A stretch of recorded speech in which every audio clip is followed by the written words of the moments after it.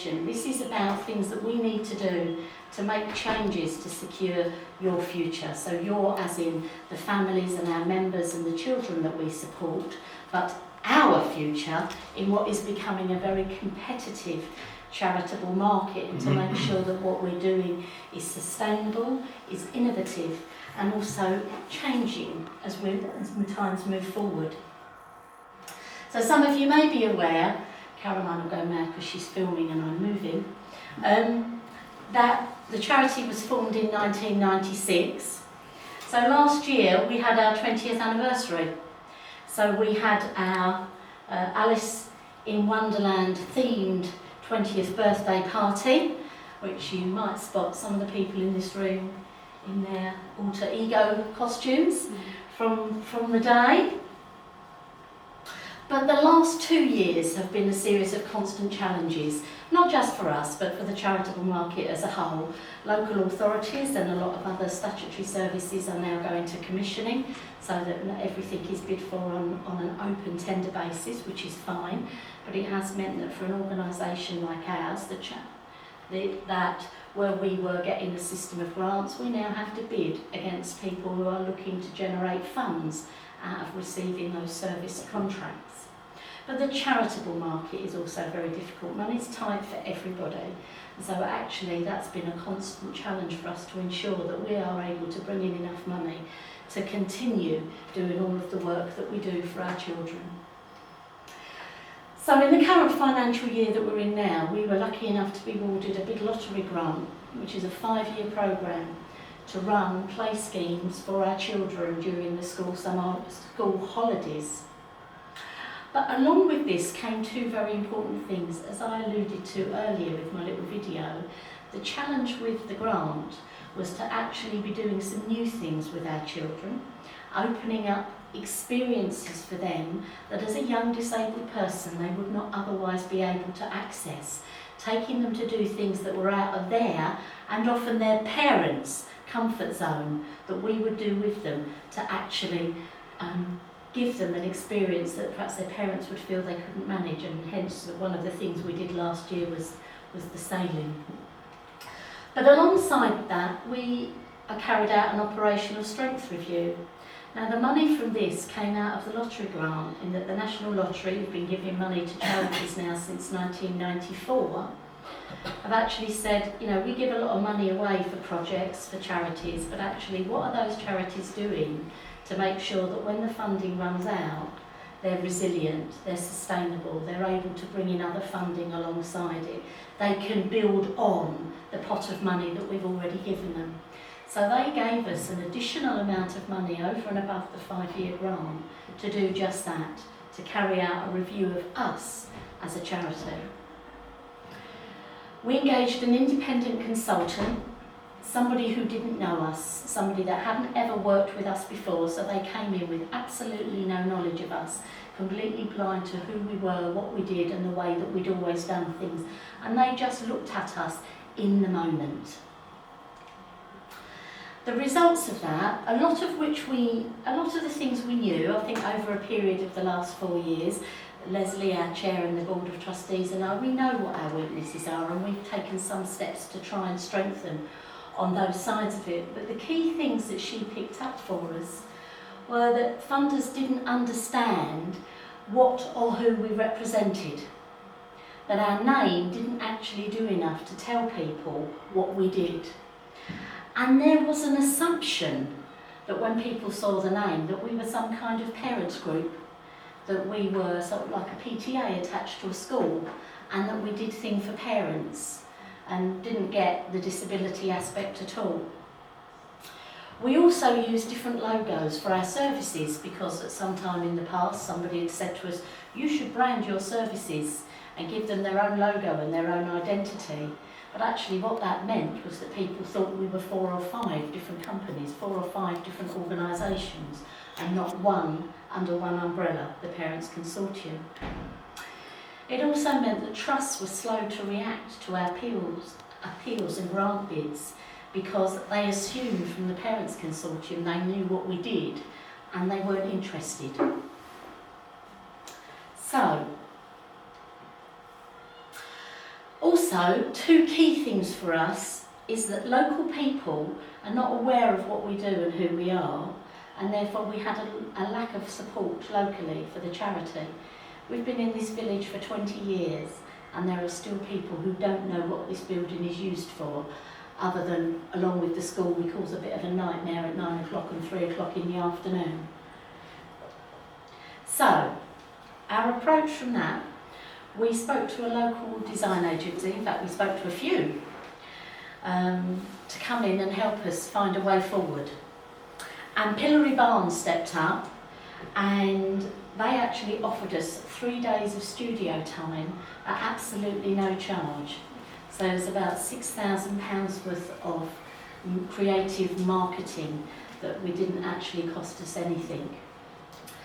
And what they did, they asked our rainbow of people, we did a colour dash last year, so I thought that kind of fitted in quite nicely. We threw coloured powder at people.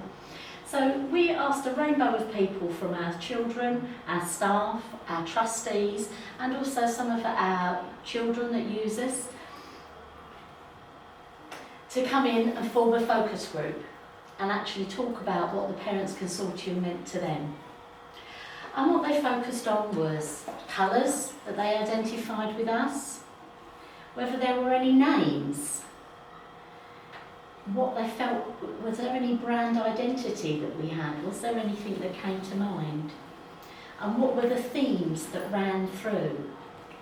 It's all a bit weird to me because I don't really have a creative mind, and so when you're being asked if the Parents Consortium was a car or was an animal, what type of car or animal would it be? I just thought, like, but it's not, so how can you compare it? John will know it's probably my autism, I can't see past it. But, you know, they did a lot of questions like that actually start to pull together a picture and a theme of what people felt and understood about us. So as I said, we then involved all the staff, managers, our volunteers and our trustees in actually trying to bring some of these thoughts and ideas together. So the results of that were that we needed to have a new name that changed the perception of what we are and what we do. Pillory Barn then went one step further for us, and once as a staff group and trustees we'd settled on a name and we'd agreed on font size and colours and strap lines and imagery, they took the name and the proposed logo to different businesses and did their own market research to see what people thought of the name. And the response we got back there from them was very positive. They liked it, they liked what we were doing, and it was interesting enough for them to want to know more about us. So, without further ado, the Parents Consortium will now be becoming Beams.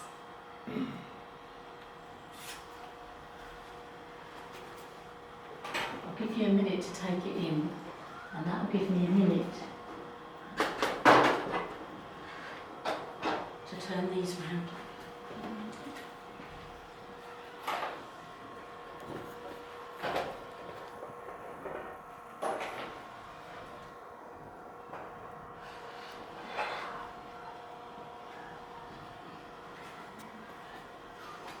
Stunned into silence. So, we have our new name. So you can see we are going to be Beams. It's nice and short. Still got a smiley face, a slightly more modern smiley face. I'm just going to move those because it just slightly blocks out this screen this side. Okay, thank you. Should have had a glamorous assistant, shouldn't I? You got me instead. Yeah. You've seen a lot of this smiley face.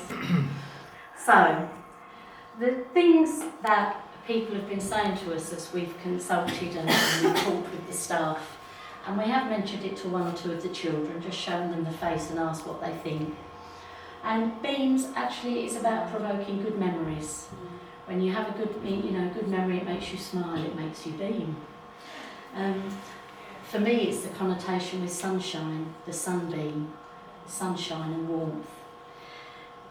Supporting beams within a building, of course, is another one, because the support that we provide that kind of wraps around a family is a very big important element for us in what we do in terms of supporting the whole family by concentrating, yes, on the work that we do with children, but the very important work we do in providing support groups and training and one-to-ones for families who need to just have somebody to talk to.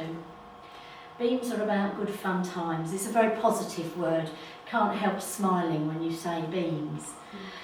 It's a smiley face for the children, so that the children will still be able to identify the smiley face that they've all been used to with activities at the Parents Consortium. We now have a new smiley face for activities at Beams, and those of you that have been here when we do have our staff on will know that they all wear white t-shirts with the logo on and a big smiley face on the back, and we will continue to do that with the new smiley face. And from a marketing point of view, they tell me it's a really good idea that now Beams is the second letter of the alphabet. So we'll hit the Google searches and other things a little bit quicker than Parents Consortium did. We are confident that the new name is going to have a positive effect on our staff, our volunteers, our beneficiaries, our supporters and our funders, in that it's new, it's fresh, and actually it does one of the two things that somebody said to me a name needs to do. It either needs to tell you immediately what you do, or it needs to be interesting enough for somebody to want to ask. And we hope that's what it does. For us, it is the start of a new, energetic period of time. The Parents Consortium as a name and as a brand has served us very well for the last 20 years, but it is time to move on, come up with something more modern, more fresh, and certainly much shorter to spell going forward.